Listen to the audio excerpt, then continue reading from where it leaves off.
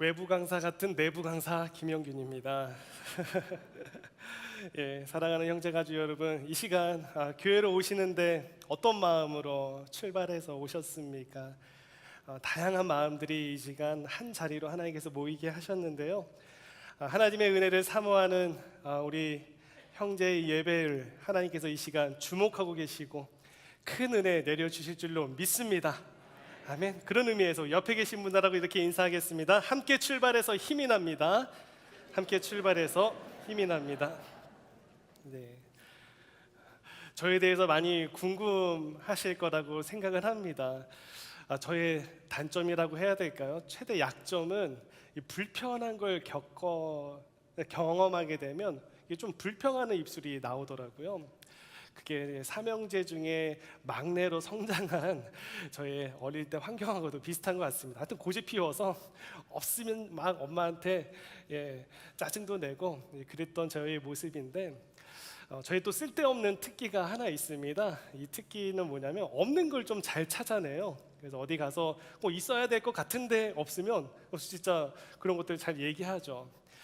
이런 저의 성향을 가장 크게 영향을 받는 사람이 누굴까 생각해 보니까 12년째 저랑 함께 살고 있는 제 아내인 것 같습니다. 제 아내는 굉장히 민감한 편이에요. 그래서 저의 이런 불평하거나 없는 걸 찾아내거나 이러면은 민감하게 반응을 하죠. 근데 하루는 이제 작년에 휴가가 있어가지고 여행을 계획하는데 아내가 저한테 이렇게 얘기하는 거예요. 여행 패키지를 제가 다 쌓았는데 한번 너무 자신 있게 얘기하더라고요.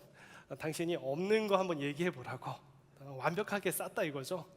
그래서 저는 그냥 아무 생각 없이 두세 가지 얘기했는데 그 두세 가지가 없었어요. 그래가지고 아내가 그러는 거예요. 내가 졌다. 인정 그러더라고요. 여러분, 제가 이래봬도 인정받는 남자입니다. 네.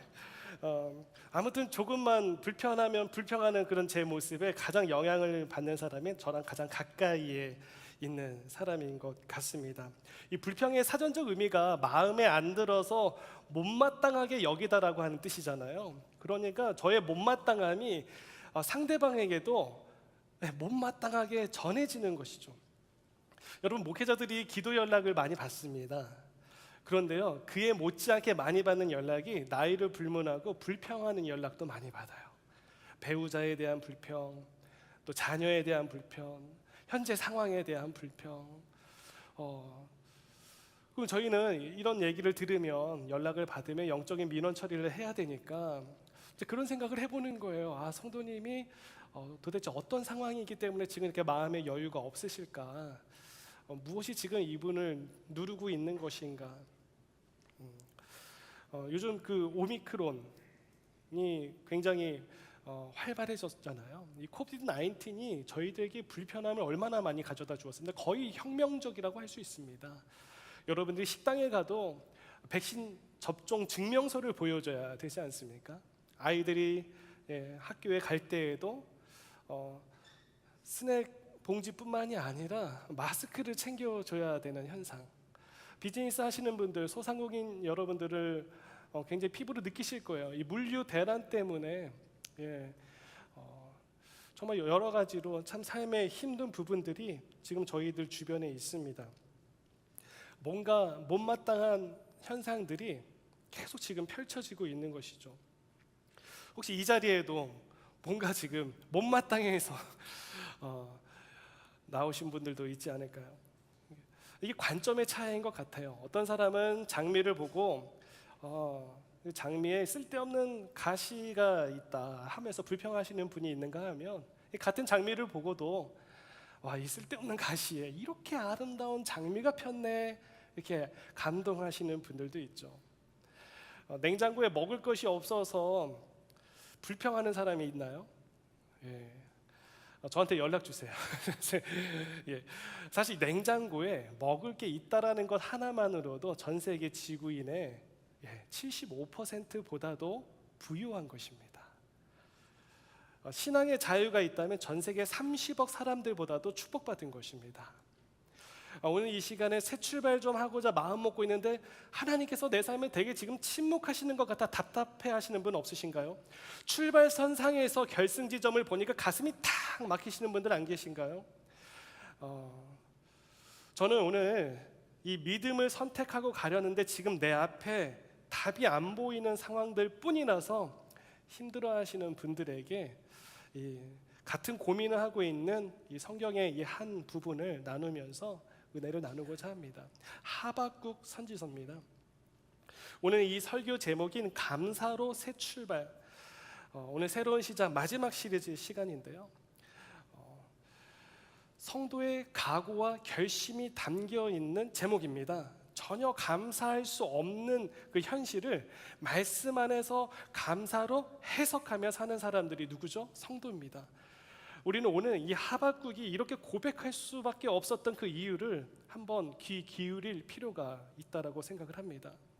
먼저 이 하박국 선지자가 살았던 시대 상황을 보면 오늘날의 상황과 흡사하다라고 볼 수 있겠습니다. 오늘날에도 지도자들이 타락했다라는데 동의하시지 않으세요? 특히 또 종교 지도자들도 타락하고 각계 계층에 있는 지도자들이 타락한 상황이 예루살렘 성 안에 넘쳐났습니다.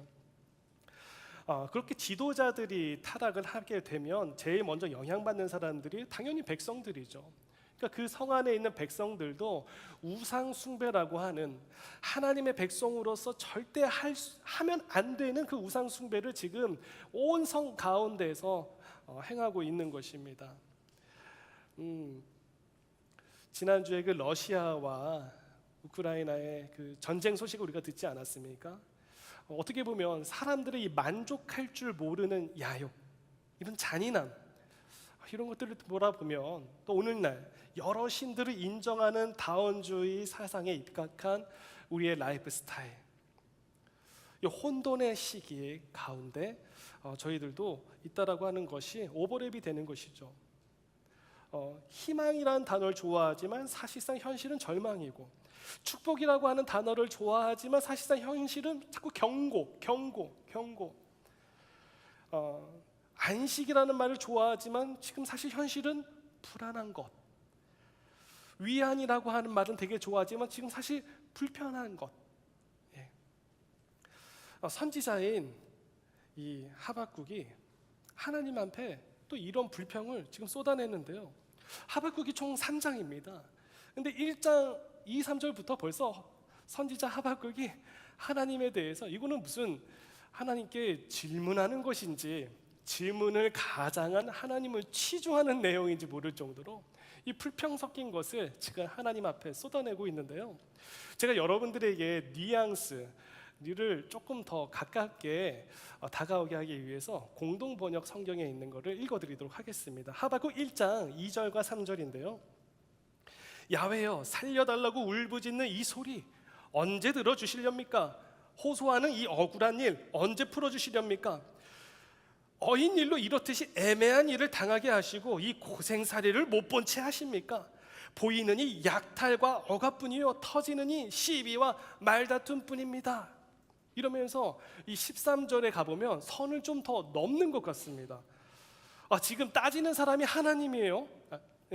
하나님께 따지는 거예요, 선지자가. 자, 13절 한번 제가 읽어보도록 하겠습니다.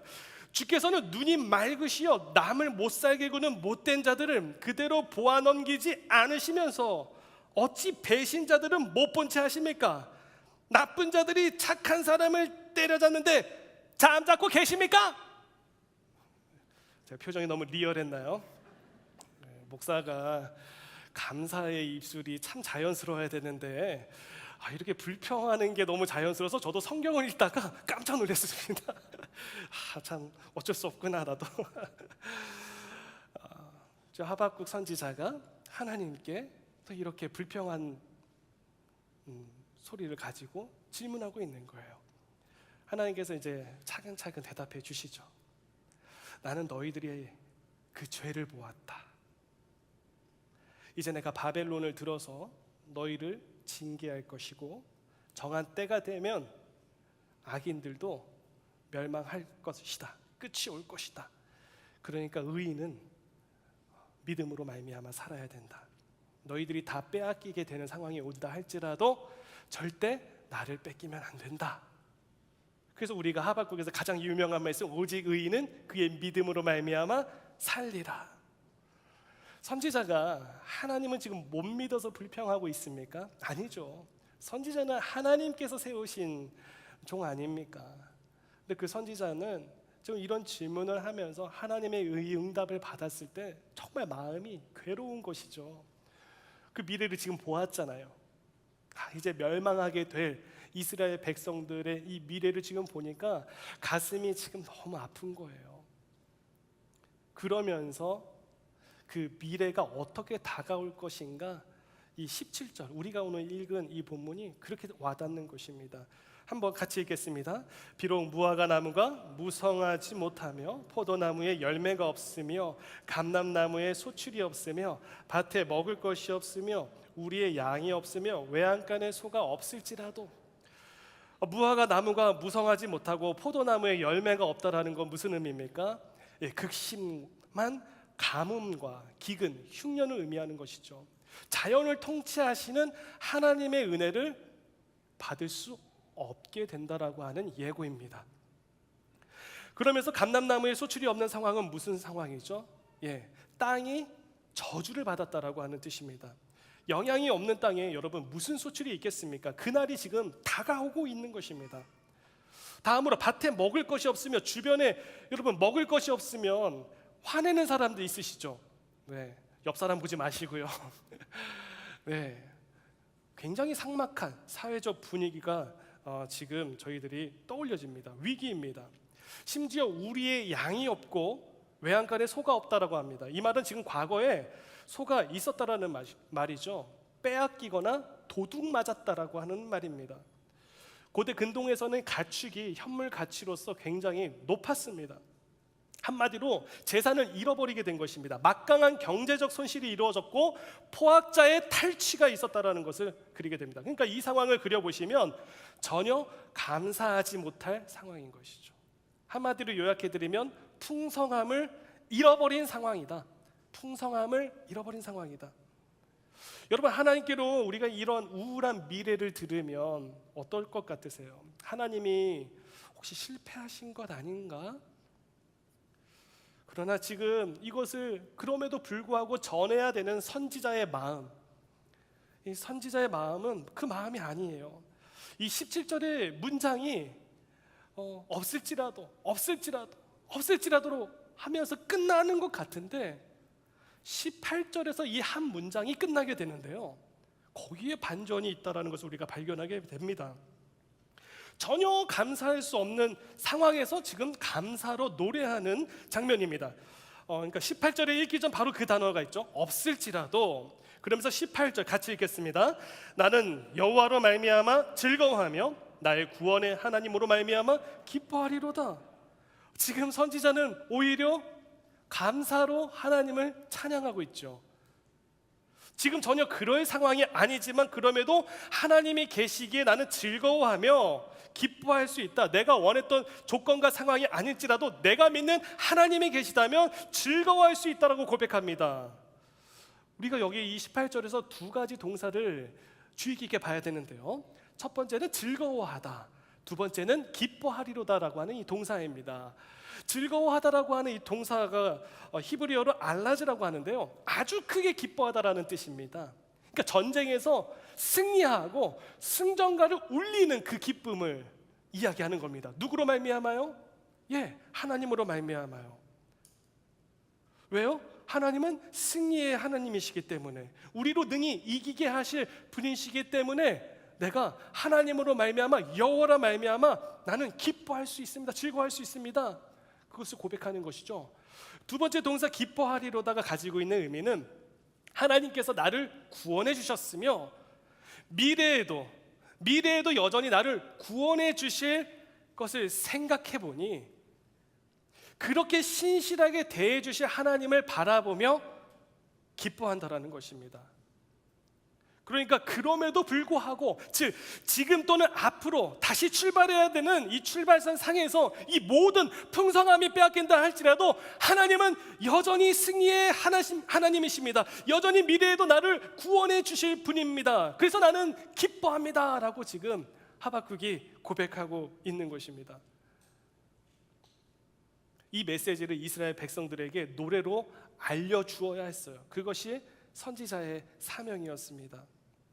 풍요로움이 다 빼앗긴다 할지라도 하나님은 뺏기지 말아야겠다라고 하는 그 믿음으로 살아가야 할 것을 지금 백성들에게 알려주고 있는 것이죠. 그 고백을 이야기하고 있는 것이죠. 그러면서 현재와 앞으로 다가올 고통스러움에 대하여 이길 수 있는 힘이 있는데, 그 힘을 근원이 무엇인가? 그것이 바로 19절에 주 여호와는 나의 힘이시라 라고 고백하는 거예요. The Lord is my strength. 주 여호와는 나의 힘이시라. 끝! 여기서 피리어드를 찍고 있는 것입니다. 하박국 선지자는 이 시로 마치고 있는데, 사실 이 부분의 이 마지막 부분을 읽으신 여러분들의 소감이 어떠세요? 이거를 정말 예전에 우리가 불렀던 빠른 찬양처럼 기쁘게 춤추면서 불러야 할 찬양입니까? 아니면 울면서 웃으면서 하나님을 찾아야 되는 애통한 마음으로 불러야 되는 찬양입니까? 두 번째가 더 묵상이 되죠. 저는 이것을 어렸을 때는 무화과 나뭇잎이 마르고 이거 춤추면서 불렀어요. 그런데 말씀을 자세히 보니까 이거는 춤추면서 부를 수 있는 상황이 아니에요. 다가올 미래에 풍성함이 모든 걸 빼앗겨 버리는 때, 그럼에도 주 여호와는 나의 힘이시기 때문에 내가 즐거워합니다. 내가 기뻐합니다. 부들부들 떨면서 하박국 선지자가 부르고 있는 것입니다. 이것은 저의 해석이 아니에요. 하박국 선지자가 이렇게 3장 16절에서 이렇게 이야기하거든요. 그 미래를 들었죠. 내가 들었으므로 내 창자가 흔들렸고 그 목소리로 말미암아 내 입술이 떨렸도다. 무리가 우리를 치러 올라오는 환난 날을 내가 기다림으로 썩이는 것이 내 뼈에 들어왔으며 내 몸은 내 처소에서 떨리는도다. 지금 부들부들 떨면서 울면서 짓는 것입니다. 무화과 나무가 무성하지 못하며 포도나무에 열매가 없으며 감람나무에 소출이 없으며 밭에 먹을 것이 없으며 우리의 양이 없으며 외양간에 소가 없을지라도 저 기뻐할 수 있습니다. 왜요? 주님은 나의 힘이시니까요. 주님은 나의 힘이시니까요. 이 힘을 하박국 선지자만 고백한 것이 아니에요. 성경의 구약의 선지자들이나 구약의 좀 위대한 신앙의 인물이나 신약의 사도들이 다 이 힘을 외쳤거든요. 시편 28편 7절 8절 다윗이 간절히 주님의 응답을 바라면서 힘을 다해 고백하는 장면이 나오는데요. 여러분 같이 읽겠습니다. 시작. 여호와는 나의 힘과 나의 방패이시니 내 마음이 그를 의지하여 도움을 얻었도다. 그러므로 내 마음이 크게 기뻐하며 내 노래로 그를 찬송하리로다. 여호와는 그들의 힘이시요 그의 기름 부음 받은 자의 구원의 요새이시로다.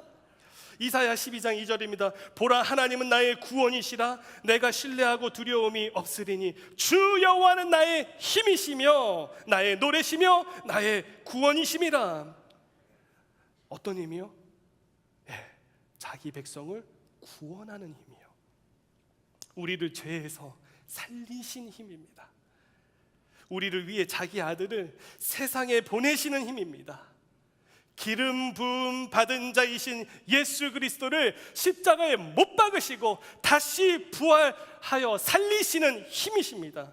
그리고 성령을 보내심으로 우리에게 구원의 확신을 주시는 힘이십니다. 그 여호와의 힘은 진 적이 없습니다. 그 힘은 곧 승리이며 오늘날 여전히 유효한 줄로 믿습니다.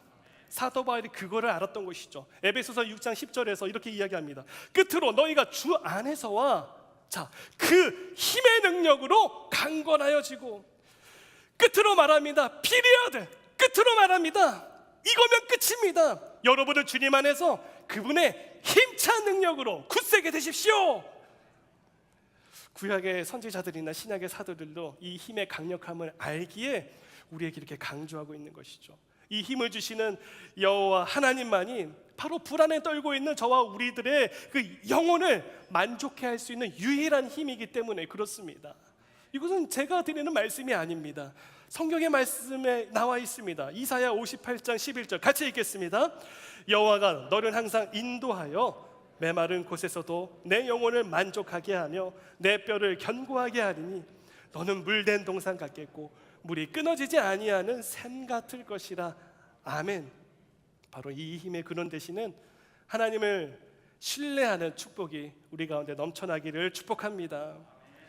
그렇다면 이 힘을 신뢰하는 저와 여러분들은 어떻게 살아야 합니까? 지금 당장 이 앞으로 출발해서 시작해서 나아가야 되는데, 비록 꽃길처럼 보이지 않는다 해도 이 힘을 선언하고 나가는 것이죠. 그 훈련이 필요한 것이죠. 여러분, 성도는 서두에도 말씀드렸지만 약속하신 그 말씀 안에서 현재의 상황을 감사로 해석하며 살아가는 자들, 바로 그 자들이 성도 아니겠습니까? 그래서 이 감사의 근원은 말씀하신 대로 여호와가 나의 힘이 되어 주신다라는 것에 있습니다.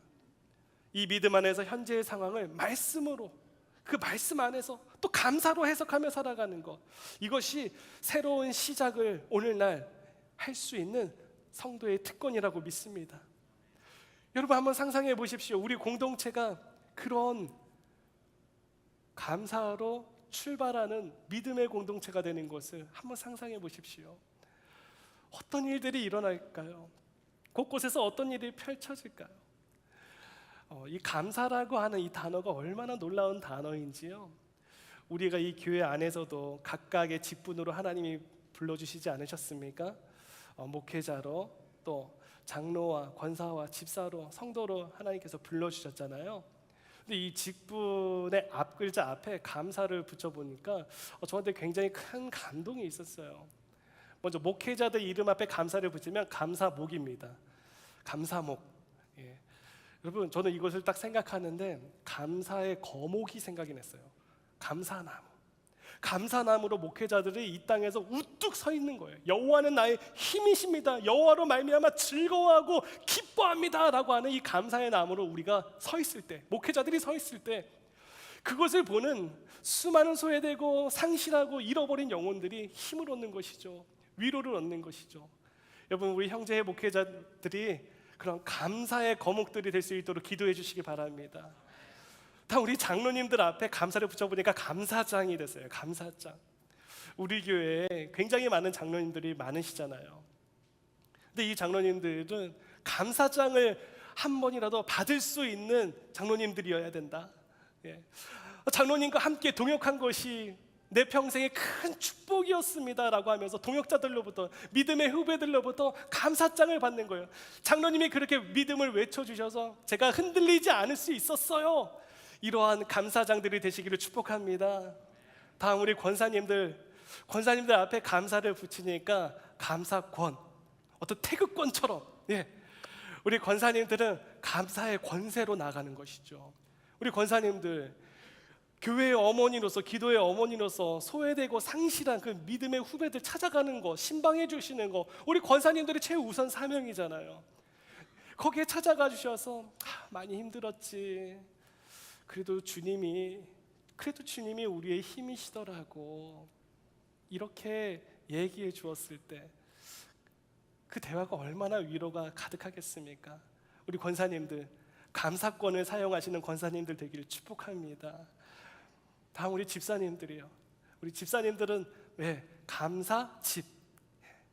오늘 집으로 돌아가셔서 여러분들의 집을 감사하는 집으로 선포하셔서 결단하시기 바랍니다.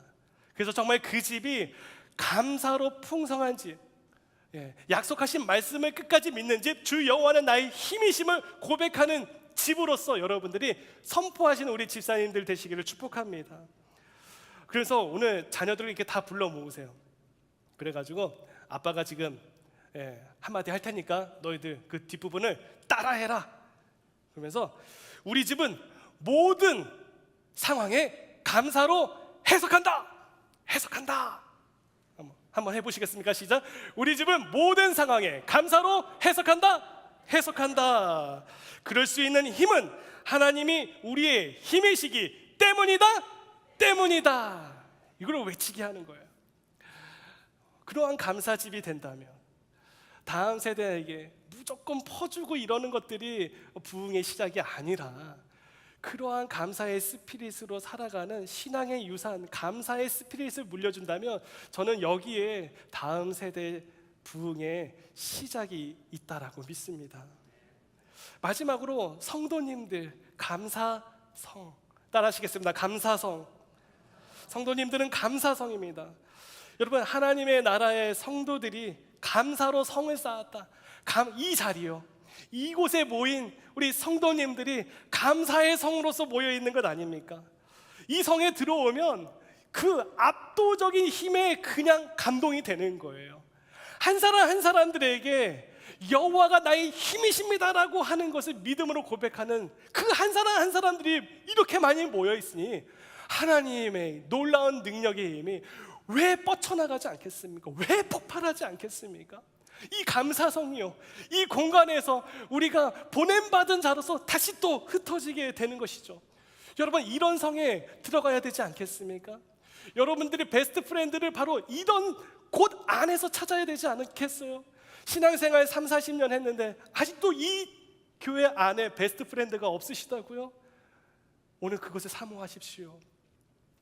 이 축제의 현장, 감사의 성도들이 모인, 감사성에 모인 이 축제의 현장에 저와 여러분들은 이미 들어와 있는 줄로 믿습니다. 그런 감사의 선포는 한순간에 이루어지지 않습니다. 훈련이에요. 훈련으로 우리가 감사로 새 출발할 수 있는 것입니다. 저희 가정에 3년의 감사훈련이 있었습니다. 둘째 아들이 태어난 기쁨도 잠시 2달 정도 지났을 때 큰아들이 3살이었는데 유독 창백해진 것이 오래가서 피검사를 해보니까 병원에서 ALL이라는 소아 백혈병 진단을 받았습니다. 저는 그 아이가 제 장남이잖아요.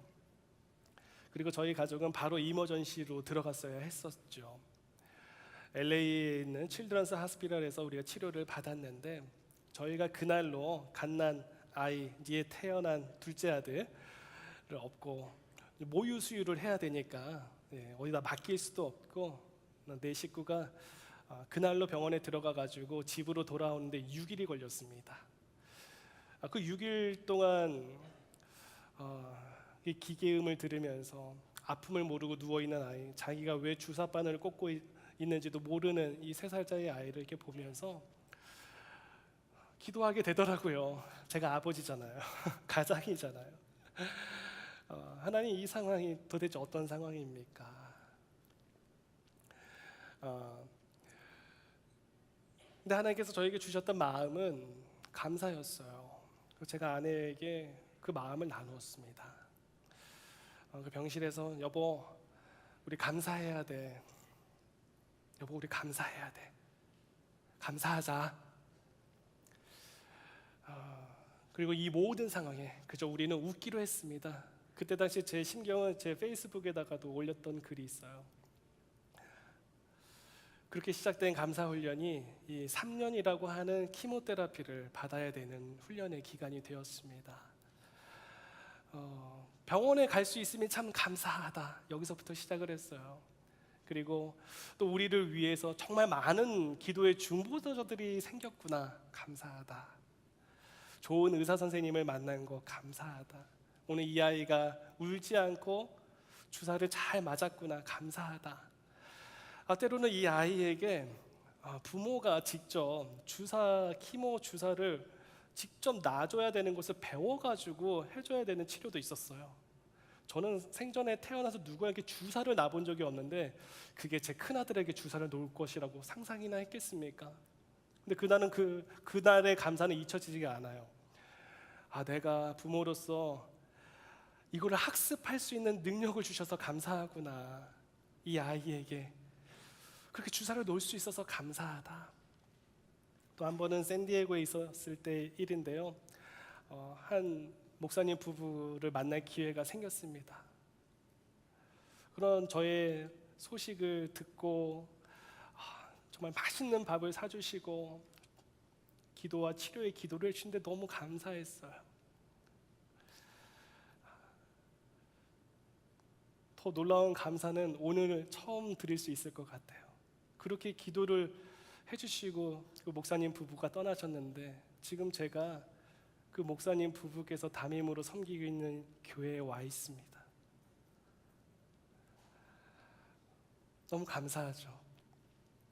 3년의 그 기간을 마치고 의학적으로 완치 판정을 받았습니다. 하나님께서 주신 은혜였습니다. 그거 말고는 선포할 길이 없었고 그 고백 말고는 선포할 일이 없었습니다. 때마침 그 즈음에 한 비영리 단체에서 저희 가족에게 연락이 왔어요.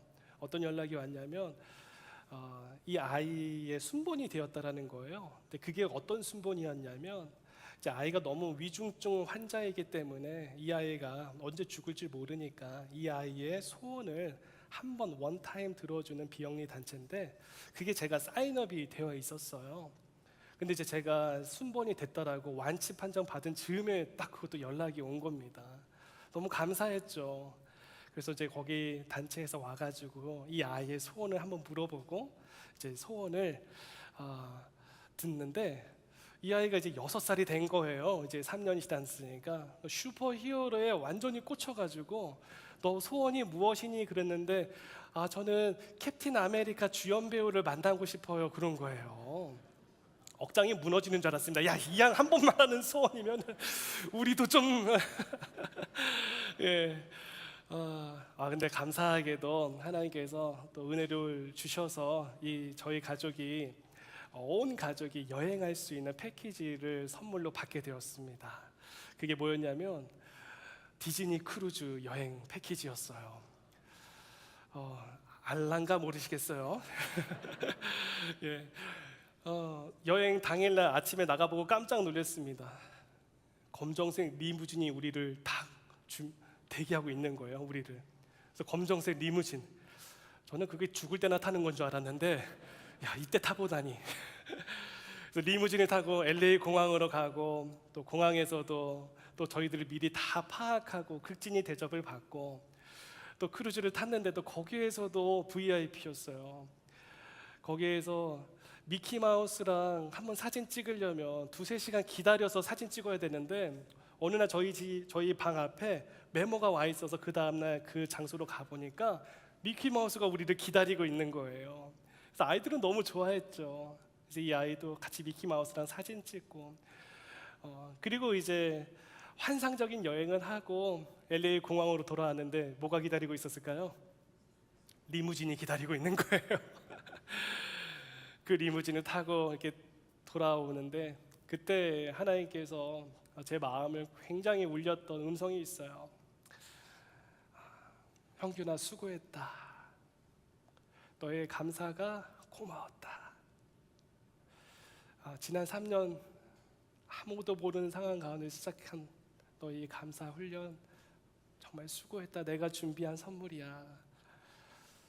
거기서 내 마음이 무너지더라고요. 여러분, 이 음성은 저만 들을 수 있는 게 아니잖아요. 여기 계신 우리 모두가 이 땅에서의 선한 믿음의 싸움을 싸우고 하나님께 들을 말씀이잖아요. 하나님의 음성이잖아요. 우리 모두가 들어야 할 음성이잖아요. 딸아 수고했다. 아들아 수고했다. 또 그때 쓰러져서 다시 일어나기 힘들었을 때 다시 새롭게 시작하려고 나를 붙잡았던 것 내가 기억해. 정말 고생했다. 너 그때 아파가지고 주저앉았었잖니. 근데 너 다시 일어섰잖아. 하나님이 이렇게 두 팔 벌리고 안아주시는 하나님의 음성, 우리 모두가 들어야 되는 음성이죠. 우리 오늘 이 음성 듣기 위해 다시 한번 우리가 마음으로 감사로 새 출발하기 위해서 이 자리에 있는 줄 믿습니다. 여러분, 힘든 시절은 누구에게나 있습니다. 그러나 그 시기를 어떻게 보내느냐에 따라서 인생의 의미가 달라집니다. 꼭 감사할 절대 조건이 있어서 감사하는 것이 아니라 이 말씀을 의지해서 감사로 해석하는 것이 우리 성도의 삶인 줄로 믿습니다. 불평은 문제를 만들지만 감사는 문제를 이깁니다. 하박국이 울며 애통했던 것, 그러면서도 주 여호와는 나의 힘이십니다라고 고백했던 그 하나님의 힘을 믿었기 때문에 그는 울면서도 이렇게 시를 써 내려갈 수 있었던 것입니다. 오늘 여러분들의 그 하나님께서 부르신 직분, 하나님께서 부르셨다라는 증거 아닙니까? 여러분, 이 한 주간도 이 약속의 말씀 안에서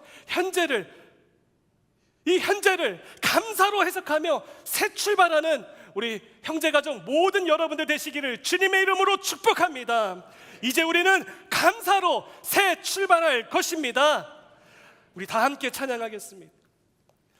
어쩌면 오늘 저희 이 메시지가 오늘 정말 내가 출발선상에서 새롭게 출발하고 싶은데, 감사로 출발하고 싶은데 알지 못해서 나와 있는 성도님 한 분을 위한 말씀이 아닌가 싶습니다.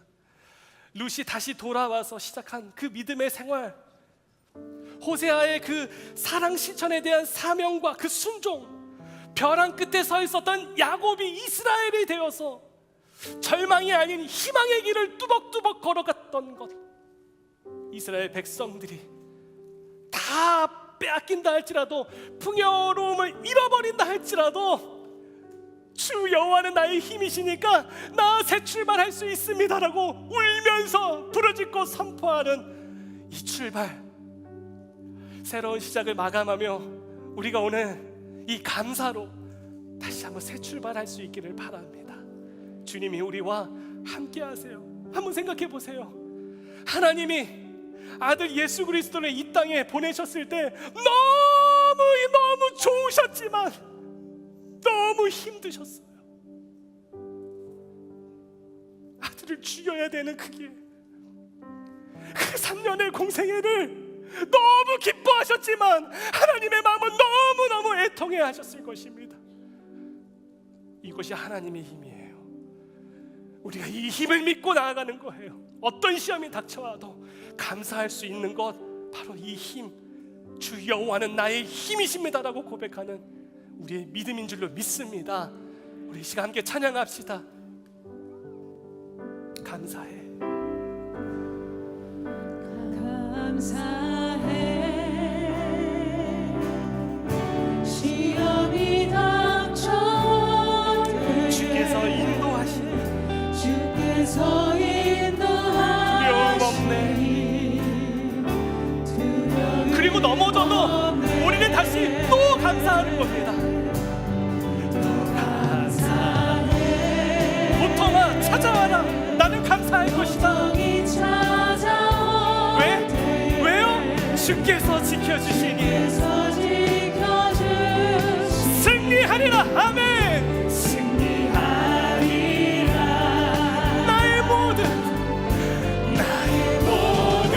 생활 속에서 주님이 함께 하시니 주님의 성령 나를 인도하시니, 시험이 나를 찾아올 때, 시험이 나를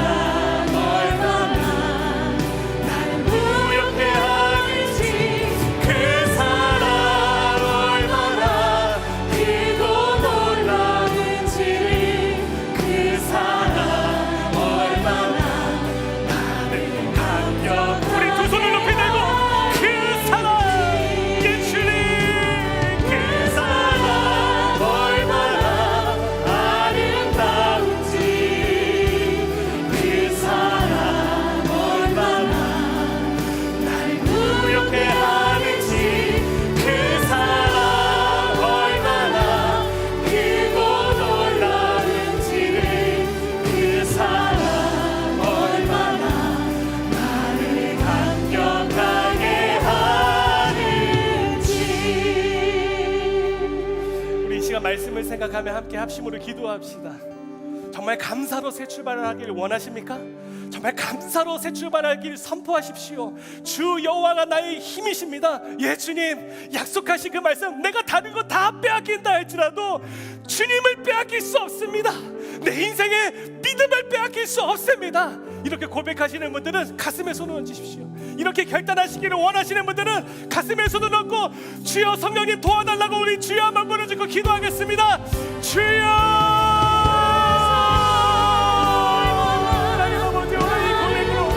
선포함으로 다시 한번 우리가 나아갑니다. 하나님 아버지, 가슴에 손을 얹고 결단하며 나아갑니다. 하나님 아버지, 오늘 이 아침에 하나님의 그 약속의 말씀을 믿고 어떤 상황 가운데서도 감사함으로 선포하고 해석하는 믿음의 삶 되게 하여 주시옵소서. 우리 집이 감사의 집이 되게 하여 주시옵소서. 하나님께서 불러주신 그 믿음으로 하나님 나아가길 원합니다. 그 믿음의 뒷문을 놓치지 않는 자들 되시도록 주님을 닮아가길 원합니다. 아버지 하나님, 주님께 이 고백으로 나아가며 이 결단으로 나아가는 우리 모든 시간을 되어주시도록 하나님 아버지 역사하여 주시옵소서. 하나님 아버지, 이제 우리 가정에는 감사로 선포하고 새 출발하는 믿음의 가정이 되는 줄로 믿습니다. 하나님, 불평의 입술이 아니라 하나님께 죄송한 삶이 되어지지 않게 하여 주시옵소서. 그 사랑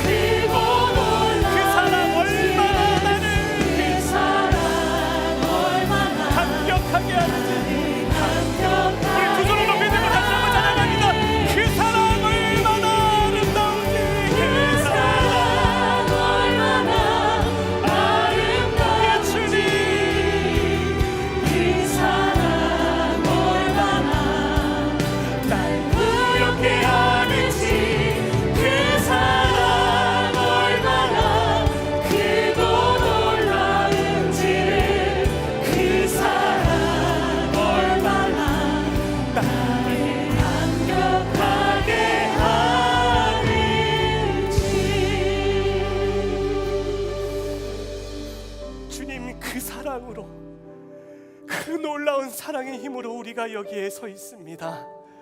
감사로 새 출발할 것입니다. 오직 의인은 믿음으로 말미암아 살리라 하셨으니 이 믿음으로 나아갈 것입니다. 주님은 나의 힘이시기 때문입니다. 오늘 우리의 출발이 그 감사의 새 출발 되게 하여 주시옵소서. 이 시간 하나님께서 마음의 감동을 주셔서 주 앞에 예물을 드린 이들을 기억하여 주옵시고